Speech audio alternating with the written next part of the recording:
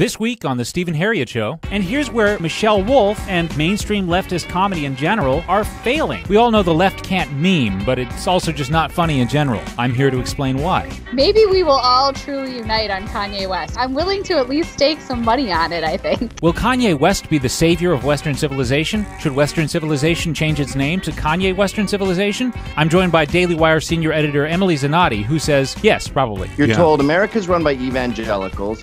They don't think dinosaurs existed, and they want to kill gays. And then you go to church, it's just a bunch of people going, peace be with you, peace be with you, peace be with you. You're like, where's the dinosaur haters? And finally, I'm joined by the hilarious Gavin McInnes, who explains why he's hilarious, what it's like to be sinless, and why he changed his mind on gay marriage.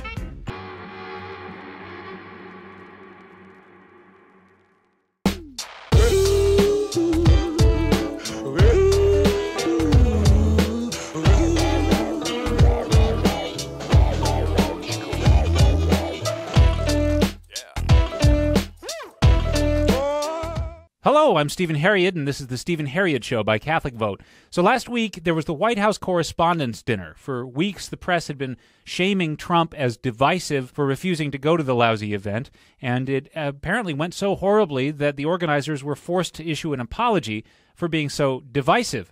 What went wrong? Well, this happened. Trump is so broke. He had to borrow money from the Russians, and now he's compromised and not susceptible to blackmail and possibly responsible for the collapse of the Republic.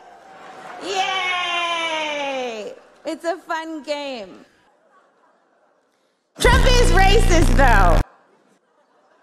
Now, there was a lot of blowback against comedian Michelle Wolf. Some of it okay, some of it horrible. I mean, in the long run, people ended up digging through her old tweets, and it was pretty apparent they were vindictively trying to ruin her life, which was not cool in my view. But the pro-life movement was, I think, rightly indignant at the way she treated the unborn and their movement. And, of course, conservatives were angry that the stand-up routine, which was botched, really, was just so vindictive, so hateful toward conservatives. But as a longtime comedy fan, I also noticed she bombed. Wasn't funny. And one of the most interesting reactions to it, I thought, was from best-selling sci-fi author and also a very funny guy, Robert Cruzy. He tweeted, "Michelle Wolf's sin was that she was not funny. Full stop.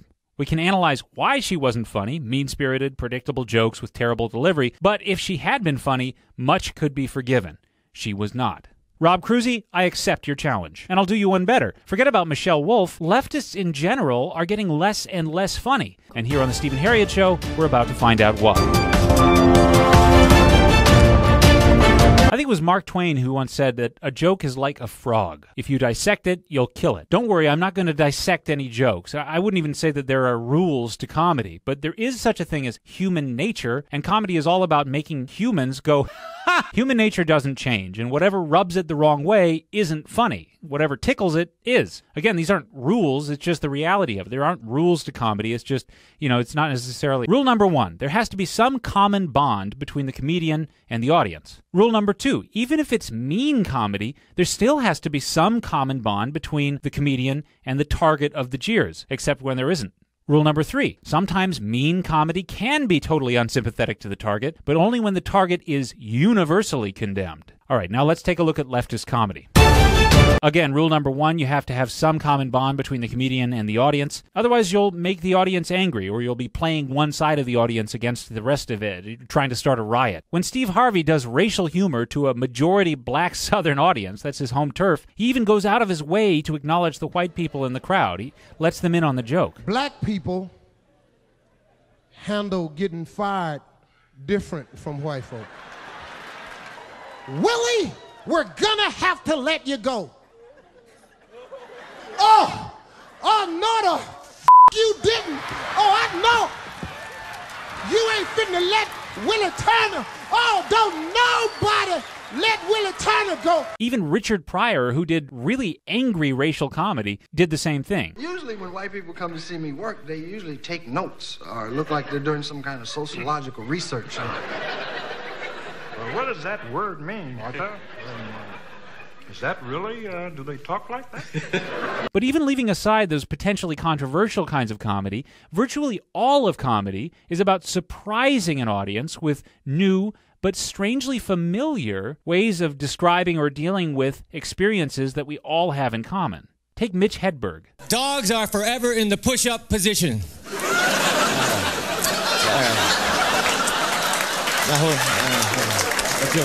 Michelle Wolf almost got this right at the White House Correspondents' Dinner. Mike Pence is the kind of guy that brushes his teeth and then drinks orange juice and thinks, See, that joke was actually great. It's visceral, it's based in common experience, but she got it a little wrong. There were fans of Mike Pence in the audience. So again, she's like spitefully playing one side of the audience against another. And besides, throughout the set, she made it very clear that she had no sympathy whatsoever for the target of the jeering, which is Mike Pence. She hates him. She really, truly does. And that ruins the joke, which brings us to number 2. If it's imprecatory or mean comedy, there still has to be some common bond between the comedian and the target of the jokes, except when there isn't, but I'll explain that in rule number 3. Norm Macdonald recently really hit the nail on the head when it comes to leftist comedy recently. He was specifically talking about Alec Baldwin's impression of Trump on Saturday Night Live. You know, he's being caricatured on Saturday Night Live, like quite mercilessly by Alec Baldwin. Like, is it funny to you? Is that funny? No. If you do an impression of someone, you have to like that person, you know, because you're playing the person and people like themselves. You can't play someone and have contempt for them at the same time. You know, it doesn't work as an impression. So I don't like his impression. And I have no political affiliation. I just mean from a comedy level. It's more difficult in the time of Trump for good comedians, and it's way easier for bad comedians. For idiots, it's an easier time because you go, well, that guy's the idiot, not me. But if you try to do smart comedy, it's better to stay away from Trump, you know.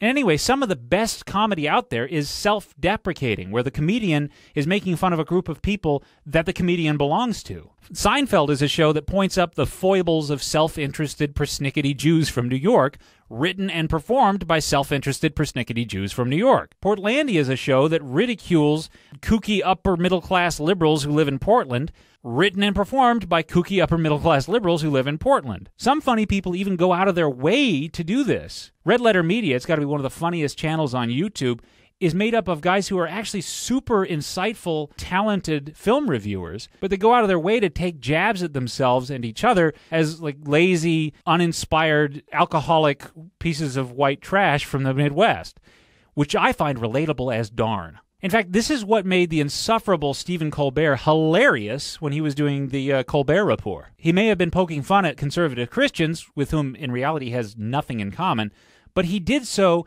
in the persona of a conservative Christian. In fact, Colbert was particularly brilliant. He was able to play both to his leftist tribe and to conservatives, which enabled him to produce, in my opinion, uproariously successful jokes like this one-line greeting he gave to a roomful of Hollywood liberals. Good evening, godless sodomites. To self-deprecating conservatives, Colbert was cathartic. To leftists, he pantomimed a caged conservative, like a dangerous exotic animal. It's fun to watch its fearsomeness because it's safely in captivity. Of course, as we all know, Stephen Colbert is no longer funny at all. More on that later. Even when conservative comedian Steven Crowder makes fun of his opponents, he often does so from a leftist perspective. When Louder with Crowder recently did a bit where they sent in one of their interns to kind of make fun of an LGBT gathering, the intern played the part of an LGBT quack. He identified as computer sexual. So Sven, when it gets to your turn, give your story like we talked about, make your joke, say you can call me anything you want, just not Windows 2000, and then end it with, I'm also a raging. Well, my name is Sven Computer. My pronouns, I don't really care. You can call me anything. Just don't call me Windows 2000. That will be very offensive. And that's about it. And I'm a rage. Now, if the erudite 6'2" Christian conservative Steven Crowder, completely as himself, standing there with his open carry firearm, had just lashed out at a group of LGBT people, it wouldn't have worked. In fact, it would have come across as mean-spirited. Kinda like this. Mike Pence is also very anti-choice. He thinks abortion is murder, which, first of all, don't knock it till you try it. And when you do try it, really knock it. You know, you got to get that baby out of there. And yeah, sure, you can groan all you want. I know a lot of you are very anti-abortion, you know, unless it's the one you got for your secret mistress. Rule number 3, sometimes mean comedy can be totally unsympathetic to its target. I mean, no holds barred, totally just vindictive mockery and jeering. But only when the target of the jeering is universally, by any reasonable person, condemned. That way the comedian and the audience are attacking the same thing. Disney and Warner Brothers famously did this with our enemies in World War II, making fun of Adolf Hitler, Nazism, and even the Japanese.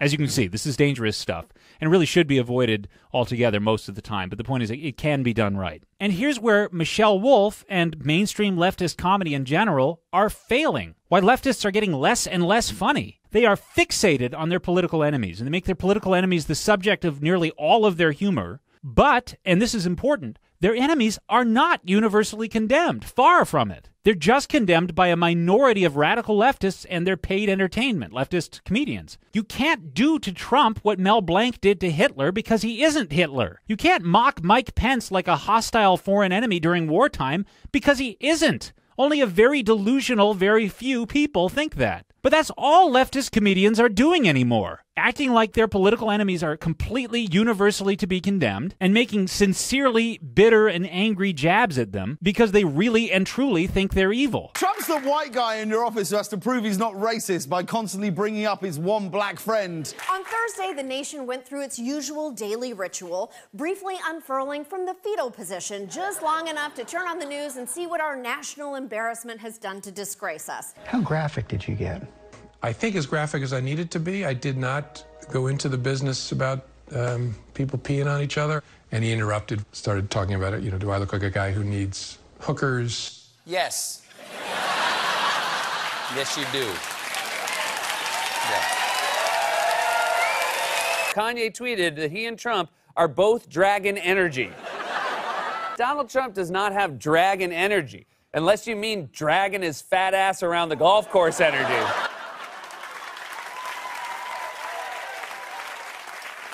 And don't let the well-fed studio audience fool you. This is falling flat. It's actually alienating audiences. It's a huge turnoff to watch a small, bitter minority act like their political opponents are the devil, and ordinary people who don't agree with that, we don't exist. We're not even acknowledged as worthy of being part of the audience. You know, they say, and in my opinion it's true, that the left can't meme. Well, that's not the only area in which the left is failing when it comes to humor. It's becoming more and more clear that ultimately, leftist humor, like the jokes that Michelle Wolf was most criticized for at the Correspondents' Dinner, is bombing. To put it simply, Robert Cruzy, they just aren't funny, and now you know why. This is the Stephen Herreid Show, the show that's funnier than Stephen Colbert, but then again, at this point, so is Madeleine Albright. I'm your host, Stephen Herreid.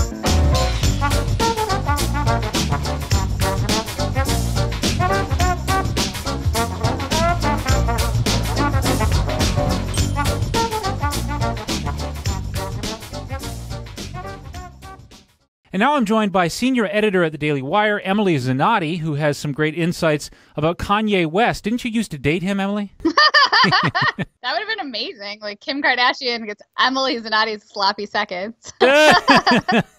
Yeah, no, he's not been a conservative or moved in conservative circles ever, but he's been a breakout star on the right because of his tweets. Well, first of all, I don't want to tamp down the excitement and the delight that comes from what Kanye's been doing. And I think one of the worst reactions to this would be to be sort of one of these self-imposed exile never-Trumpers who's like, my God, the depths to which conservatism is sunk in the time of Trump in reaction to him. We're going to envelop Kanye West. We're going to make him one of our own. Like, it's not going to happen. He's crazy. But it is still really fun. It is fun.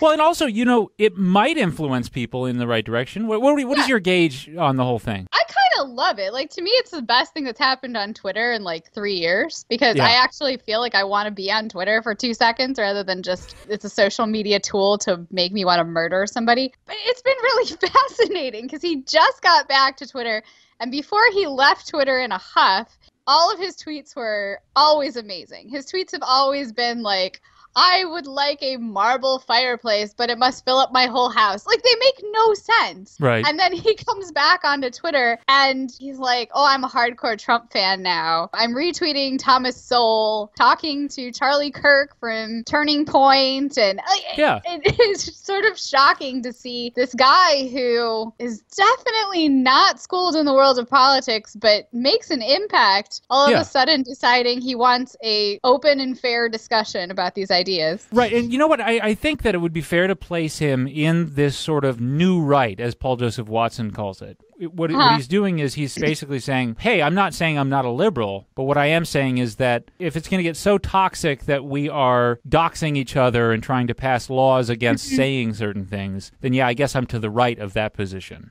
And that's sort of broad appeal. I don't know what'll come of it. It's not conservatism, but it's something that I feel the same way, Emily. I mean, to be honest, I'm looking around and like, who's willing to be my friend? Because the leftists are coming. Are you going to be my friend? I don't care if you're a liberal. Come on, over here. We're the people that won't kill each other or try to pass laws against each other. You know what I mean? And I'm fine with anybody who's going to say something like, I think everyone should be able to say what they want to say. Too often now, we're in this position where we just hate each other, and there's no positive reaction. Either we want to shut people down or we're lobbing insults at each other all day long. We've reached this place in our lives, in our political lives, where we can't see friendship any longer. Just friends, just friends. And I mean, if it takes Kanye West to solve the world's problems, the guy's always said he wants to solve the world's problems. So, I mean, maybe we will all truly unite on Kanye West. I don't know. I'm willing to at least stake some money on it, I think. Amen. That's such a beautiful thought, Emily. It's such a sanguine and forward-looking thought.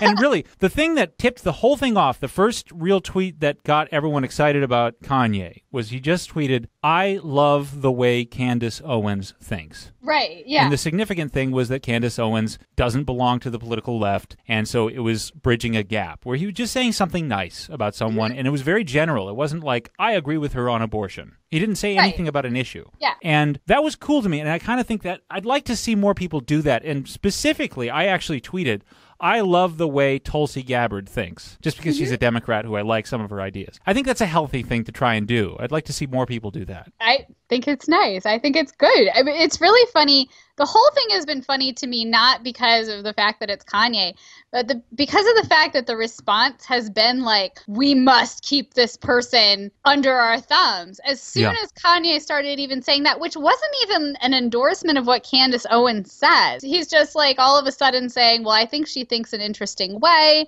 It would be like as if I came out and said, you know, I think Ben Rhodes is a really interesting person. I don't agree with him, but I follow him on Facebook and I follow him on Twitter, and I'm interested in what he has to say.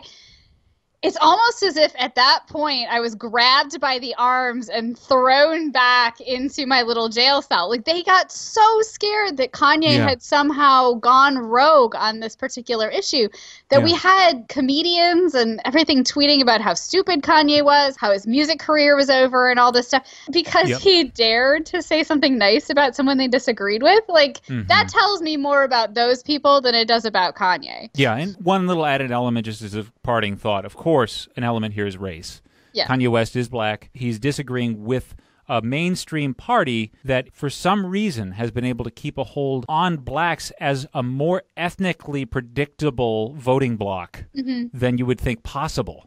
And it's actually kind of a scandal. So he is blowing that up to some degree where he's saying, wait a minute, it's kind of demeaning to think all blacks have to be Democrats, as Chance the Rapper said. Right. And Chance the Rapper came back and said, you know, the point wasn't that I think all blacks should also be Republicans. It's that I grew up in Chicago, which is where I live, and it's been under Democratic rule for decades, and things have gotten worse, not better. There are more poor people. There are more violent acts that happen here every day, and you can't blame Republicans for that because we're under a complete single party rule. So that's all even Chance was trying to say, and he got pretty well roasted for it. Yeah. Sad stuff. When the left are fighting, though, there's reason to be happy on the right. So, it's kind of fun. Usually we're the ones fighting, so I'm just like, whatever, you guys just deal with it. That's right. Excellent. Well, thank you very much, Emily, for coming on and talking about this, and look forward to having you on again soon. Sounds good.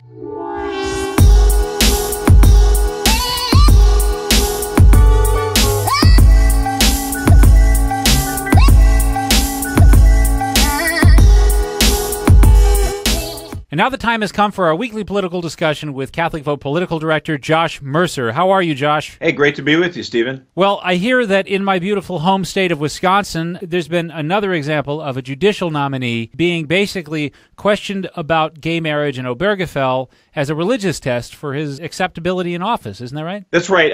Donald Trump has placed forward several different judicial nominees, and the pace at which the Republican Senate is appointing and confirming these judges to the federal bench is faster than ever before. And a lot of Catholic voters are excited about that, but liberal Democratic senators are throwing a hissy fit, especially if any of these nominees have any stench of a belief that marriage might be between a man and a woman.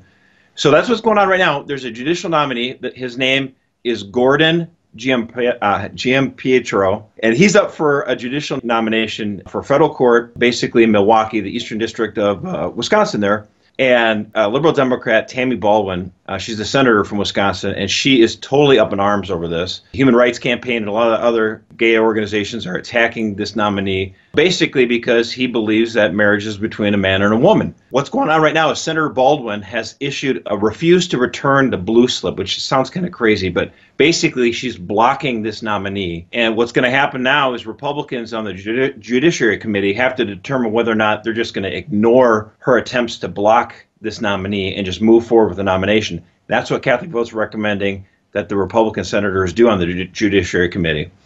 So It's, again, another political football. I mean, we're going to probably have hearings here pretty soon, and there could be some fireworks. I guess it paints a picture because right now the Republicans control the Senate, and so somebody like Gordon Giampietro has a fair hearing. He has a chance. Yeah. But if you go to other places, there's a case in Iowa where the Iowa Senate refused to confirm a woman to the Iowa Board of Medicine because she was making basically Catholic comments on Catholic World Report. Exactly. You know, so this has been happening. Here's the thing. I'm sick and tired of it because do you remember all of these pro-gay organizations like the Human Rights Campaign and all of these people, they pushed for Obergefell, and in the process, they smeared as paranoid nut jobs anyone who thought that Obergefell would spell trouble for Christians. They said it's no skin off your nose. There's no reason any reasonable person would oppose this other than bigotry. Of course it's not going to hurt you. You're just hateful.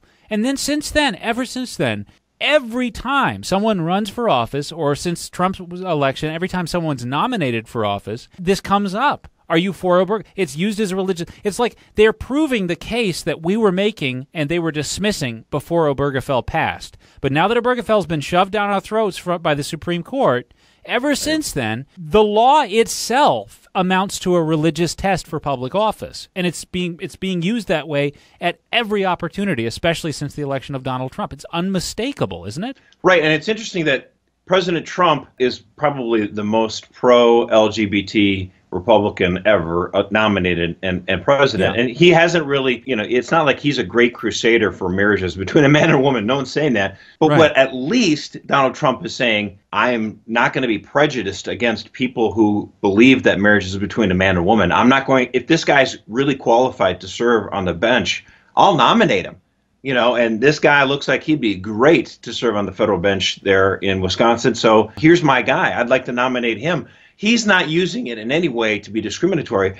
But you're right. We had this national discussion on gay marriage. And, of course, we think the Supreme Court made the wrong decision. We think the American people, unfortunately, have bought into what we consider to be a lie. But they're not even being graceful winners. Anyone who was opposed to it is still called bigot. They're still accused of hatred.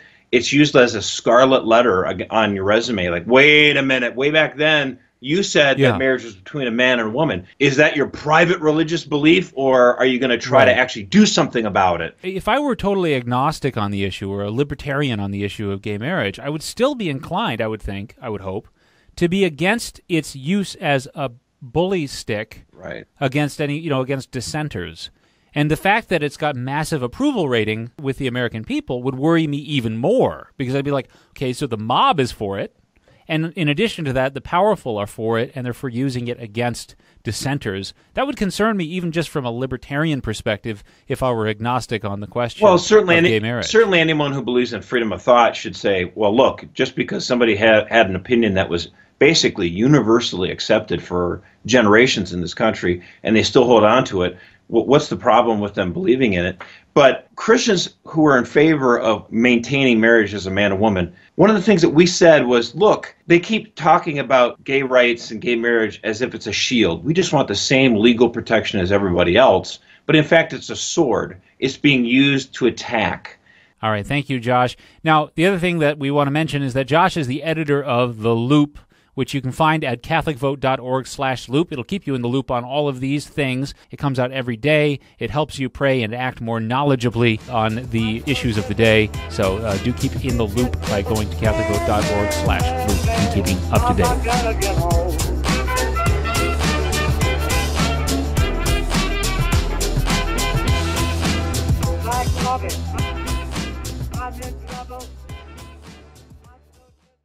I'm joined now by Gavin McInnes. He's the host of Get Off My Lawn. It's a great show over at CRTV. He's a person whose work I've been a big fan of for a long time, and of whom my wife is a bigger fan than I'm willing to admit. First of all, thank you very much for coming on the show, Gavin. Thank you for having me, sir. So, I wanted to have you on because there's something that not enough people know about you. You're actually not a sinner. You're separated out from the rest of the world. You're a Catholic like us. And you're, in fact, a Knight of Columbus. So what is it like to be in that position surrounded by all of the sin in this world? Well, being perfect is a struggle. I can sympathize with Jesus in that sense, where we both go around helping as much as we can, but it gets tiring. And sometimes we feel like just giving up and going into a cave for a few days just to recalibrate. Right. You know?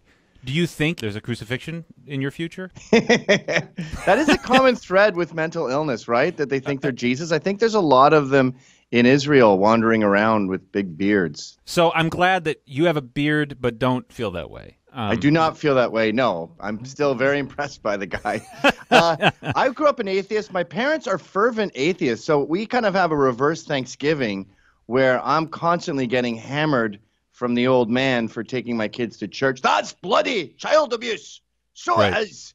And it's tiring. But I think the way I grew up surrounded by atheists. I had a baby, and I had an epiphany when I was looking at my daughter's heel and just the perfection of the design and how there's just the right amount of padding there to walk and the heel bone comes out and everything works. The lungs work. And I would just it took that reality to realize what a miracle life is in general. And then got the kids baptized, started going to church every week. And it's so enlightening to come here after a long time as an atheist because you realize how much the press lies, especially being Canadian, which is a very kind of atheist country. You're told America's run by evangelicals. They don't think dinosaurs existed, and they want to kill gays. And then you go to church, it's just a bunch of people going, peace be with you, peace be with you. Peace be with you. And you're like, where's the dinosaur haters? It is disappointing, isn't it? Yeah, I hate dinosaurs. So one thing I wanted to ask you about, Gavin, is that some of your earlier commentary now seems to me to be prophetic. Because around the time of the 2016 election, a little before there and a little after, it seemed like you had a mission to renormalize ordinary talk. I think you called it something like bar talk. Right. Like the way average people talk in any given small town in America. In fact, the way the majority of the population of America talks, just the way they don't talk in urban centers in public where they might get fired for talking in an ordinary way. I'm seeing that vindicated, it seems to me. Like, for instance, Kanye West, what we were just talking about. He's talking kind of like an ordinary guy, and it's really upsetting people. And there's a real war on free thought. Like, you should be able to hear something that offends you, that's counterintuitive, and go, huh. Like, say, everyone's arguing about his context, but say he literally said, slavery was a choice. If you're a slave, you're screwing up. I don't agree with that. I find that offensive, but it's a very interesting concept. Huh. Or that guy at National Review who was fired, Ken Williamson, said women should be hanged for having babies. Now, he's not a dictator. This isn't a policy he's enacting. This isn't a dictum. This is him just giving you a head scratcher and saying, if it's murder, then we should punish murderers. And you go, well, we're not going to do that. But you go, that's interesting. Right. So if Chance the Rapper says, not all black people have to be Democrat, you should be able to go, But there's a real war on thing. I remember that guy, Larry Summers, who was fired as the president of Harvard, because he said, maybe women don't have a natural predilection for STEM. Maybe that's why. Maybe they're not in math because it's just not their thing. And it was an interrogative, maybe. And a woman had a seizure in the audience, self-induced, like fake seizure. She had to go outside. Oh my gosh, she was starting to black out. And Steven Pinker was asked, do you think what he said was within the pale of legitimate discourse if it was presented with a degree of rigor? And Pinker goes, everything is in the pale of legitimate discourse if it's presented with a degree of rigor. That's how we got here, was thinking about stuff and improving systems and telling each other stories. So when you try to censor people and say you can't tell another person that story, what you're doing is inhuman.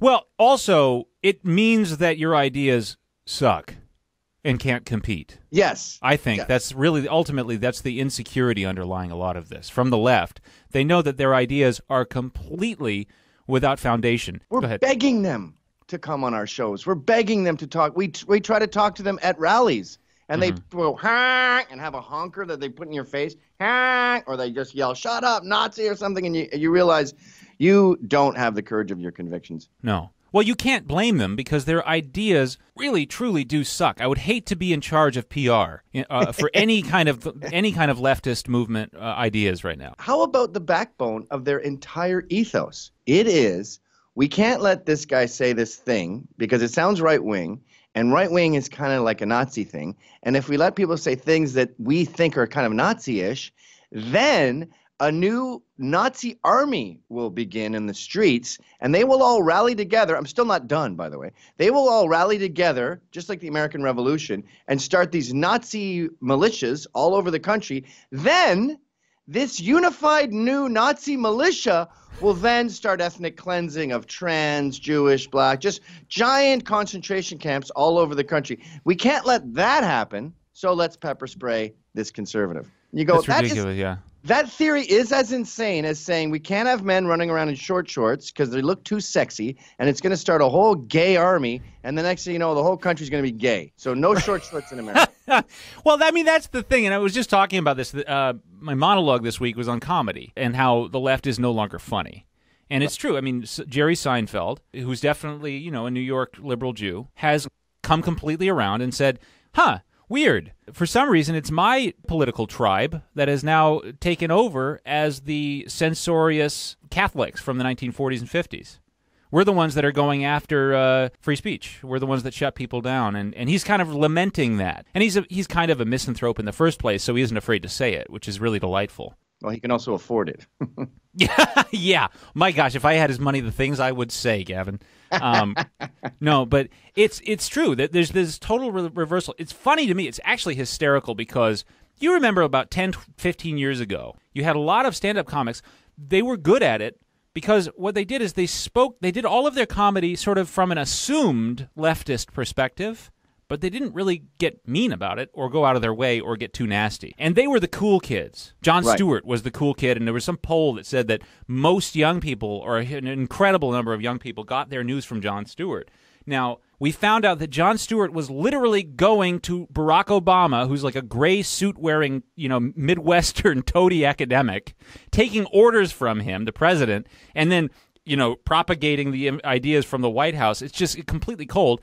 Then you have a middle-aged guy with a gray beard with a show literally called Get Off My Lawn, and that's more hip than like Stephen Colbert right now, who's just an angry leftist who's screaming, so to speak, get off my lawn, because he's angry that leftists are not as fully in power as he'd like them to be. Well, they accidentally made us cool by becoming school marms.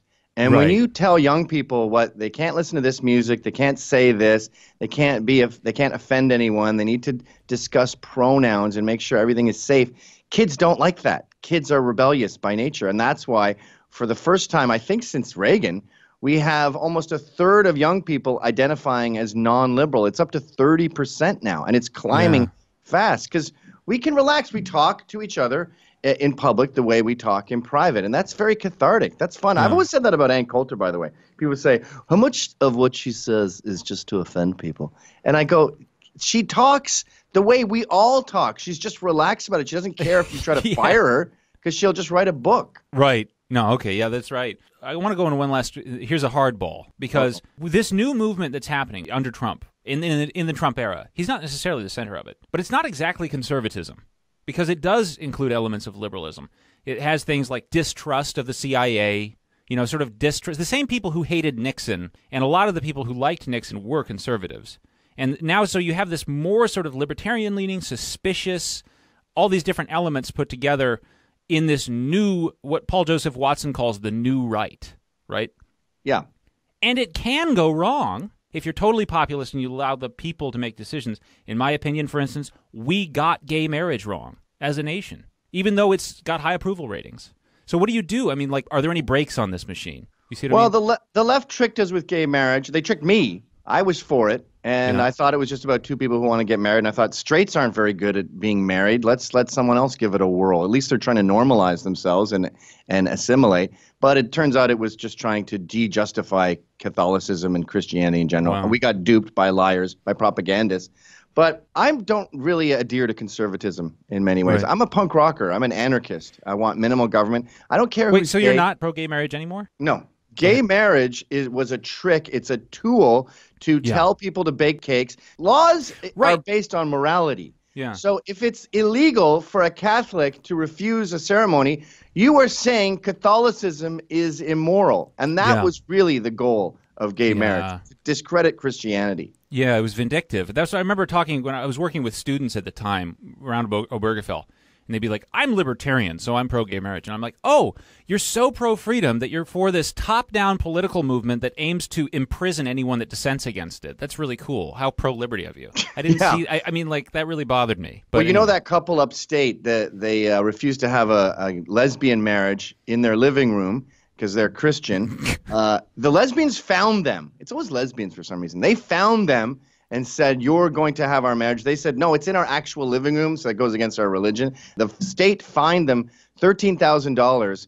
And by the way, the state got $10,000 of that, and the lesbians got $3,000. I think that's a perfect example of the real agenda with gay marriage. It's also a great example, by the way, and I'm glad we got to this because I wanted to get to it on your show. Socialism and communism are antithetical to freedom, and they're blasphemous because you're playing God.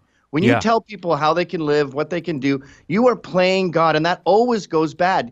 Just like we were talking the other day about inbreeding and how God put a little code in there that makes it wrong so you know not to do it. Yeah. The same happens with socialism. You end up with 100 million cadavers. That's God saying, stop trying to be me. I designed you guys perfectly. You go your own way. That's why America is the best country in the world, because it's the most free, and the most free you are, the closer you are to God. So God bless America is a totally accurate statement. God did bless America. Amen. No, it's true. I mean, and also, listen, think about it. What are the past attacks on religious liberty, even in the recent past? Barack Obama attacked religious liberty and morality in this country precisely by going after the economic means of religious institutions, by going after the economic right of a set of nuns to decide what they would and wouldn't buy and provide. That's exactly how to attack religious liberty. You attack the free economics. That's exactly how you do it. There's real subterfuge going on here, and it's a strange obsession to have, just like that crazy Nazi theory that they all abide by.